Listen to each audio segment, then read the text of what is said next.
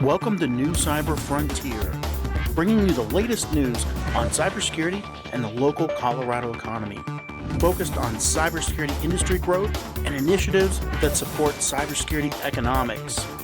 We hope this special series on blockchain builds your excitement for a possible future which empowers individual privacy.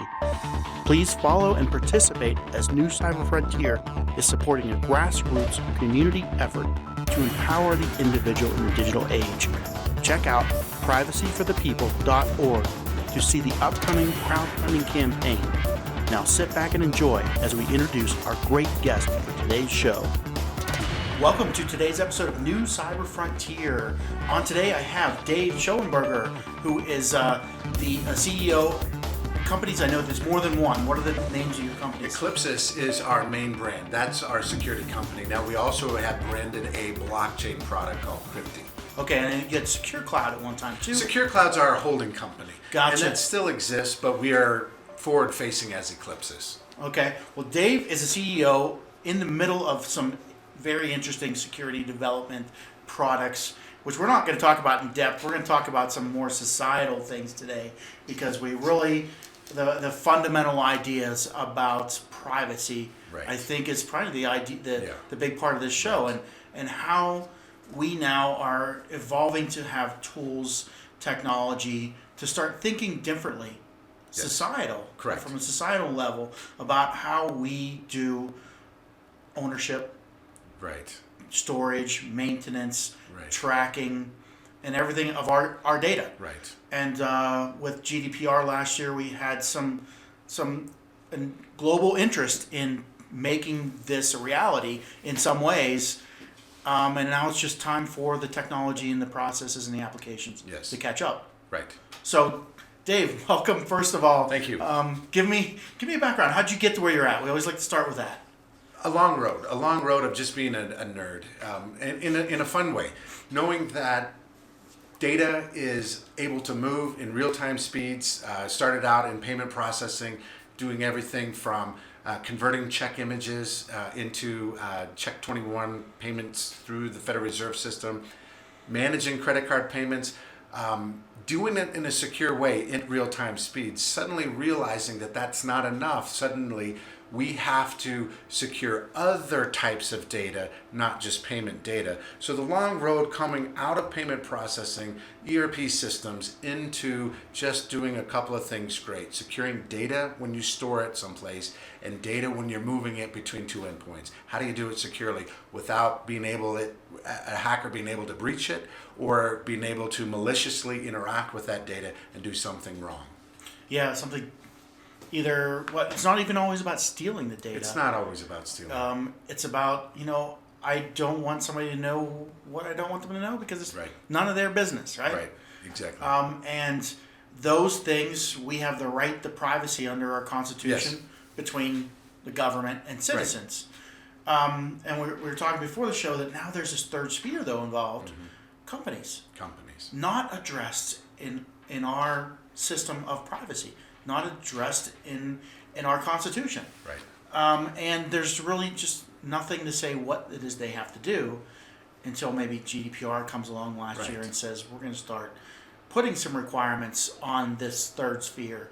These companies, these organizations that just happen to have a big database, which is now most of them, and can start grabbing any information they want and storing it.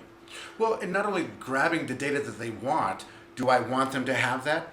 But if they have all this data, they put a target on their back. Let any hacker or malicious actor try to get in and steal this data for whatever reason. Uh-huh. The more data they have, the bigger target they are. So it's twofold. It's me as the individual. Why do you need my data? And it's the company. Why do you want all that data? Why do you want to be the target? Yeah. So now let's theorize, you and I, a new world order here, I guess. When this changes, what does that end game look like? Well, that's a good question. I think the end game empowers the individual to grant other organizations, government entities, corporate entities permission to use individual records when I say they can use it. And Not only, when you want it. only at the time, For the period. purpose Yes. that I give you. Correct. And I think that's where we end up. That's Yeah. individual privacy. Right. Let's take a break. We'll be right back and talk about this more after we hear from our sponsors.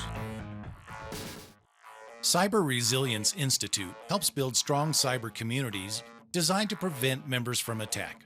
Like building a neighborhood watch, it takes coordination and a sharing community to protect our identities and valuables in the virtual world.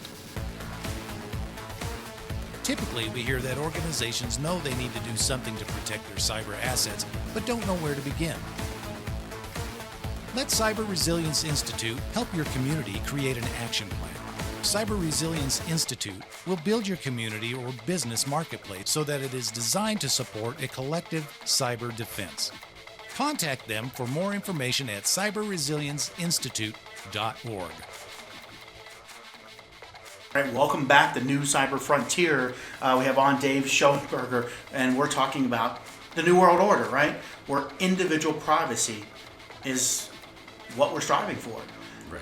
And I think it's almost like an idealist mindset that we both kind of share. It is idealistic, but it's practical and it's possible because we have technology that can support this. That's the thing I like to hear, and that's what I see too. Right. Is it's possible, but we have a new mindset to do it, and people like you and I have to make this happen. Right. With the support of Right. societal governments. Even legislation that enforces it. Correct. Yeah, and it's happening. It's changing. We see with GDPR, that's empowering an individual to say, I don't like what you're doing with my data. I want to opt out. You know, those kind of things are in play. Countries around the world are starting to do that, but they're also recognizing that because the individual is always walking around with some biometric device in the form of a cell phone, in the form of a actual computer with a database, with the ability to real-time interact with things like the blockchain and other services and point-to-point, peer-to-peer type interchange of data, we have the ability to do this. I can grant you permission to do something with my data when I want to. And I can now, with technology, have it so that it goes to you when I want it. And then with the blockchain, these publicly distributed ledgers see that it's recorded to a blockchain, see that you only did what I said you can do with the data, and it's recorded for all to see, so that it holds you, the company, the government, accountable, and it allows me, the individual, to enjoy that anonymity that I want. Yeah, the accountability of humans to their online actions. Yes. Which is something that we kind of lost. We have. And that's what we were talking about, the bill that was passed in Colorado for blockchain. Right. And there was 7 things written right into the bill. One of them was accountability of Yes. human actions, identity of physical to virtual, others, traceability of actions over time, Right. which Right. leads to quality and being able to say who did what with my data. Yes. And go ahead. Yeah, the hype of the blockchain right now has been distracted because of cryptocurrency. And cryptocurrency is fun, and there's some real neat things that are happening with it, but it's really served as just a foundation for proving out what a blockchain can do and what a distributed ledger system can do for that accountability. And I think now that things are starting to quiet down a little bit with all the fun of the cryptocurrency and all the losses that have been there and all the theft that has been there, it's done 2 things. It's shown that we have to secure these things, but it's also shown that accountability is possible. Exactly. Possible. And I think even when you say that the cryptocurrency has shown this out, it is almost at the same time given a bad name. It has.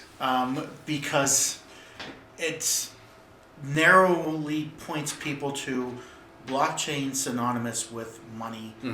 And blockchain is just a tool. It's like database being synonymous with some just one type of data. Or like the cloud Yeah. is synonymous with so many things now. Yeah, and there's so many. I always tell my students, like, there will be so many applications for blockchain in the future, as many as there is on a computer now. Yeah. Because it's basically like a global operating system. It keeps track of that, like a directory, Right. but on a global scale. Well, at least the hype of currency on a blockchain allowed for a lot of infrastructure to be built out. Now that this infrastructure is there with the hype of money and the promise of money, we now can do some practical things. And it's been proven out, and people have made money, people have lost money, but the infrastructure It's is proven associated out. with money. It is. And this is what we get with cybersecurity. Has always been associated with the negative, Yeah. with stopping something bad from happening, and unmeasurable results. What did I spent $1 million last year in cybersecurity in my company? What did I get from that? Right. I don't know.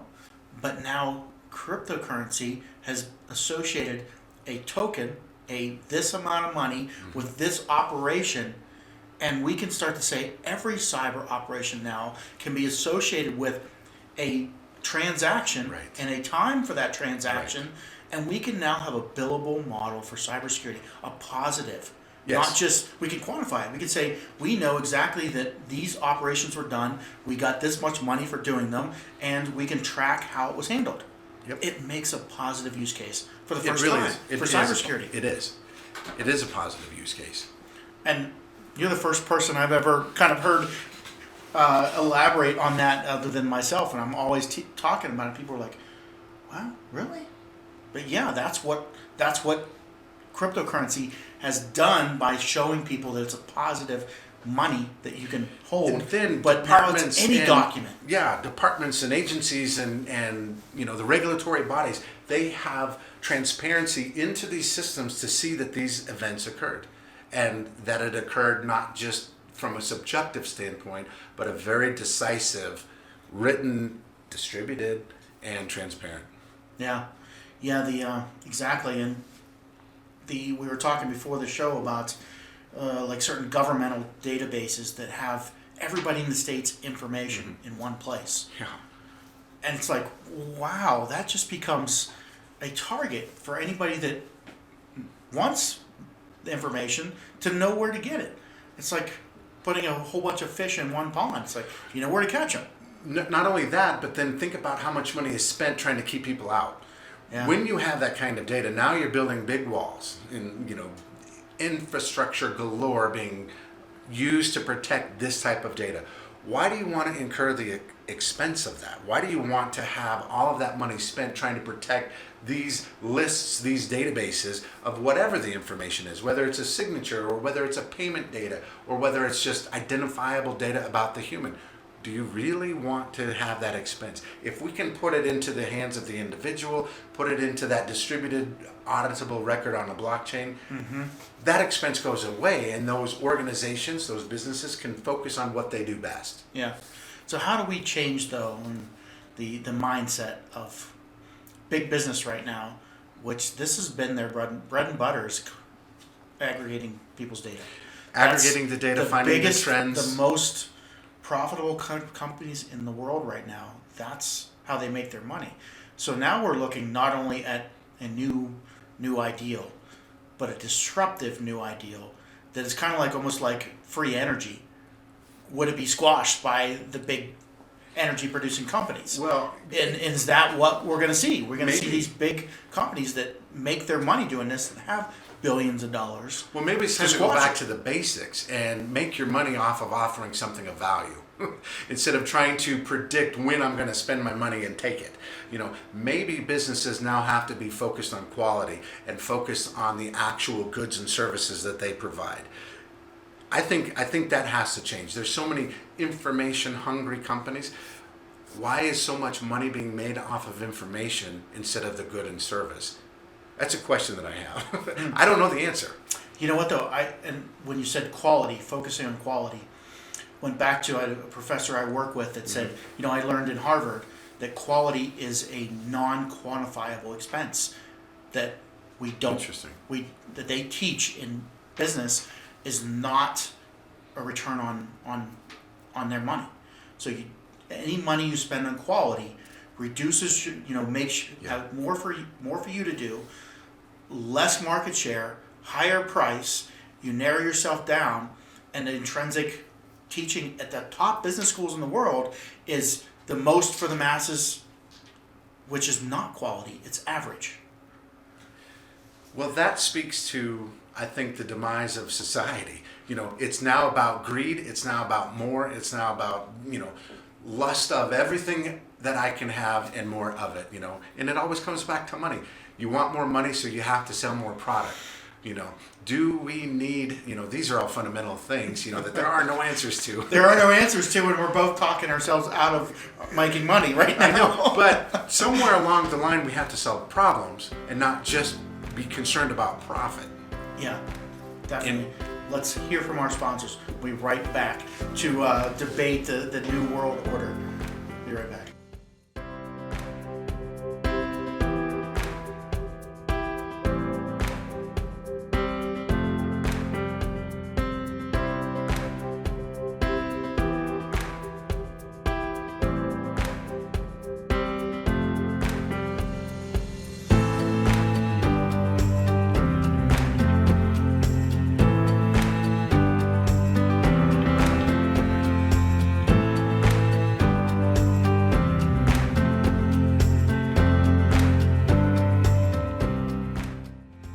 Welcome back to New Cyber Frontier. Today we're talking about individualizing privacy and kind of the New World Order, and literally tools that both of us see that make this possible now.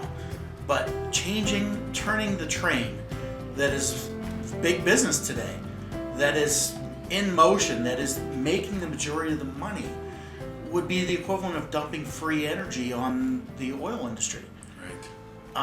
Those billions of dollars a day would go to squash it, and not only that, all the people employed around the world in this operation would, it changes everything.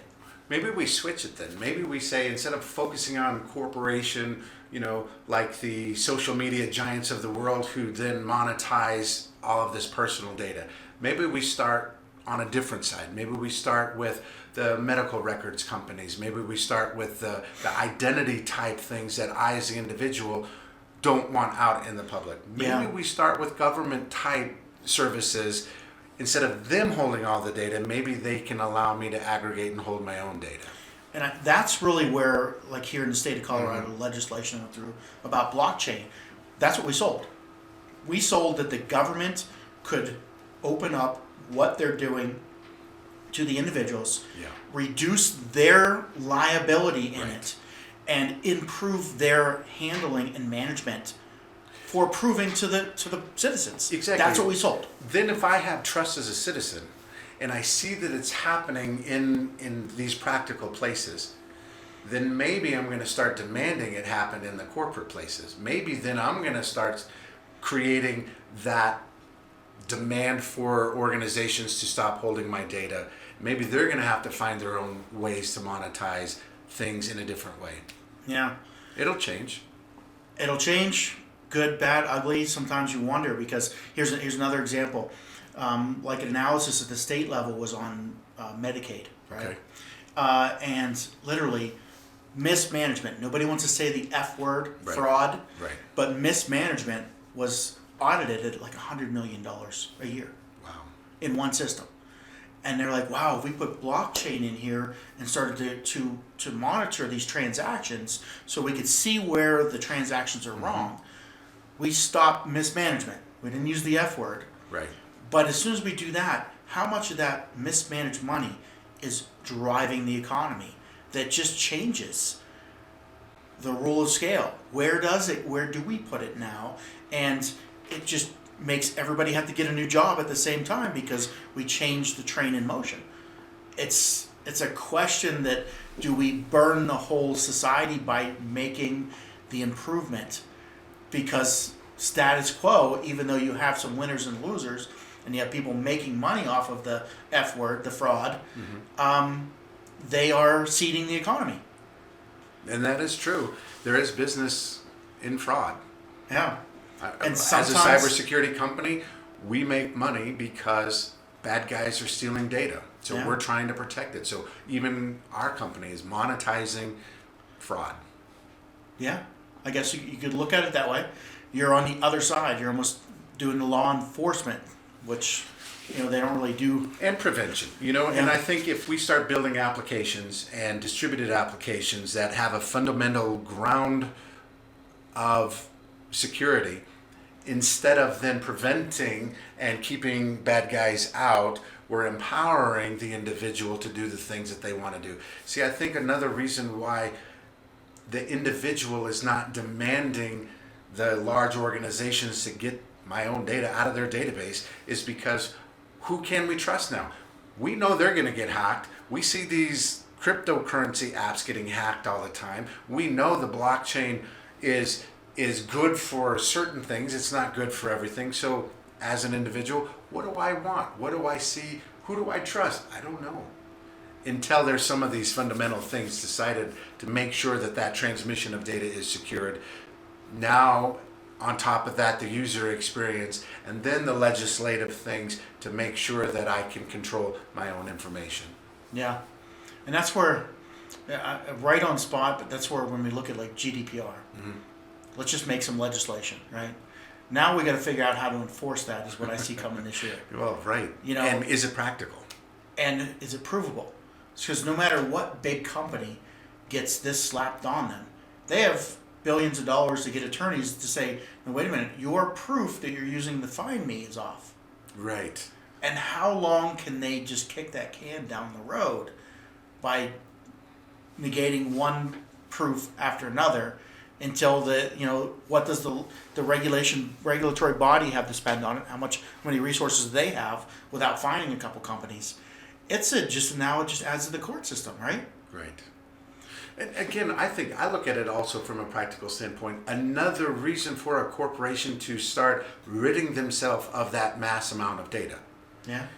No matter how you try to figure out the regulatory new requirements, you're going to have to defend it. You're going to have to pay money for it. You're going to have to spend money on infrastructure and new ways of managing it, new support centers. If someone calls you up and say, take my record out, they can do it by phone now, and you have to now go and remove that record. So it is just an expensive proposition to keep managing data, even if you're trying to make money off of it by using it for trend analysis to now predictively say this is what this particular consumer or sets of consumers want to do with their money. Which kind of brings expensive. Yeah, brings up that secondary point, the trend.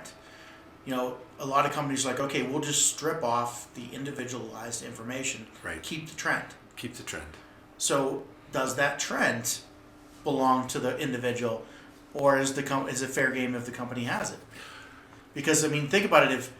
If they're adding another trend of yours onto the end of the trend, that means they have to know who you are and that it's related to the other trend. And that it came from someplace. Yes. That it came someplace verifiable. Exactly. So they do have I to have your identity. opt out or do I opt in to that type of trend? Yeah, and I think that's where, if we could have tools to say we can enforce the individual's right to opt in or opt out. But in Europe, they've been doing that for quite a few years. They have. Germany, I know back in the mid-2000s, their energy monitoring, like the meters on your houses, was entirely backwards from the United States, where all their meters had to be designed with the option to not have information collected, because they had to have opt-out required culturally and legislatively. But in the United States, the company owned everything they could gather from your house. And we've followed that trend over time, that we've even made it more defined and more opposite to where that's what GDPR is. It's like they're backing it, that's their viewpoint on that side of the world, and it is entirely opposite of the United States viewpoint. Well, that's a good point to what you said earlier. Can they monetize? And apparently they are. Apparently European organizations and companies are figuring out how to make money without all that data in their system. Yeah, I think, and I don't know about the infrastructure enough to say, here's how they're doing it, Right. how American companies could do it. I know that basically some of the big companies like the Googles and the Facebooks are basically looking at having almost separate companies that have service those different areas because they're so different. They can't do it on the same platform. Well, I think something is also shifting even around the world where we don't want governments and regulatory bodies knowing about me as the individual. We want our privacy. We don't want that data being used against me in the future.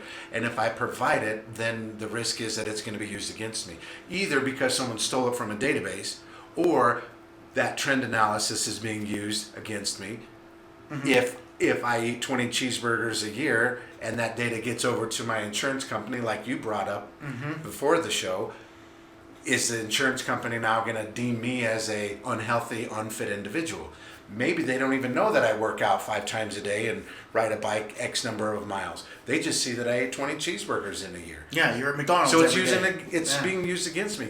And then governments can use data against us, because if we participate in certain activities, certain interest groups, now we're in a category that can be used against us in the future.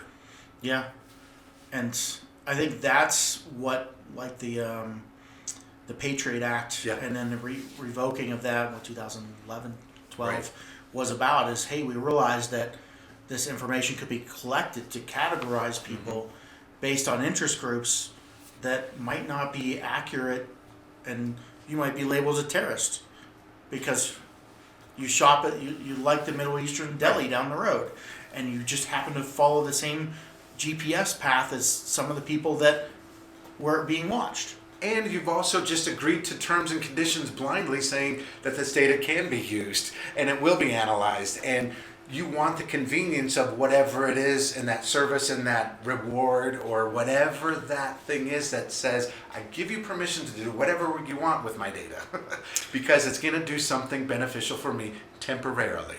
And I'm blind to the long-term impact for that temporal little reward. Yeah, how do we, that seems like almost like a something that is human nature that almost can't be changed. And the example I always use is back in, was it 2001, 2002, they come out with this commercial that said, don't buy ink cartridges again, just pump get our syringe and refill your ink cartridges. And in 6 months, every printer company almost went out of business because they sold the printer for $200, it cost $500 to make. Right. And boom, instantly, nobody was buying cartridges, which is what they used to subsidize that. Right. But people will always buy the cheap in and pay over time, and it's just human nature. It is human I don't nature. think we can ever change that. I think when we earlier when we talked about blockchain being able to package security and make it a purchasable over time, I think that's what we're doing, is we're appealing to that nature of humans. You're right. Where we can give them their security in pieces. In pieces, and to see that they are paying for what they get. Yes. And maybe that's what changes. We bring those two concepts together. Right. And the new service that offers payment over time, where somebody can see what they're getting, takes over for the other, and over time weeds out that big business model of big data. Right. I think we just came up to a conclusion here that we both know our new marketing approach, don't we? I think we do. Yeah. It's good to have like minds. It's fun. It's fun to brainstorm. It's fun to just think about some of the things outside of how am I going to sell a product. Yeah. Because unless we strategically think through entire fundamental systems, we won't know where the market really is going, or what we have to do to service the market and provide solutions. If we're just looking for profit, we can't solve problems. Yeah, definitely. I think, and this is something that I think over the next couple years, and even we're working on it, you'll see, is privacy for the people. Right. And reaching out to people that are listening to this show and others to say, we're in certain organizations making privacy models that's for everybody, that we might not be able to find a funding model through a big company. Can we community source fund this type of thing? And I think some of the efforts we have going on even here really could fit into how can we give this to everybody? Like projects you're working with, and what things that we want to be involved with the state. We don't have to try to make money from the state. We don't have to try to sell big services. We can make things available. We can solve problems, use it as a model, and then replicate it into the commercial spaces. They're the ones willing to pay. Do we have to prove everything out and make money from our own state that we're trying to benefit and we're trying to improve? Yeah, and that's where really this cloud of doing things under economic development. I've said this before, people listen to the show where I heard me say this, I've been on 4 different standards efforts organized from big companies out of Washington, D.C., and we're going to solve the cybersecurity problem, and they fall flat on their face because as soon as one big brother's behind it, the rest of them have to be against it. Yes. So the only way security can really develop is for the people and with a neutral mindset to its development.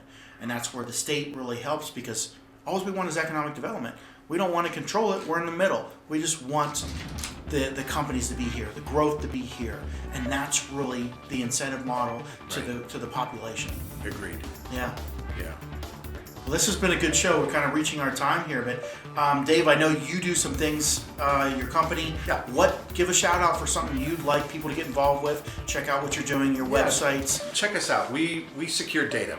If you're looking to store something securely, your organization has concerns about those sets of data that maybe you don't want to be saving, but you are, we can secure that. If you have endpoints, intelligent devices, end-to-end applications, we can secure the movement of the data so that anyone who wants to pull data in a streaming, say it's a command being sent from a remote key fob to a car, those data sets can be picked out of the air. We can make sure that a bad guy has no discernible value for any of that data that is available in the communication protocol. So there's a couple of things we do. Eclipses.com and Krypti.io.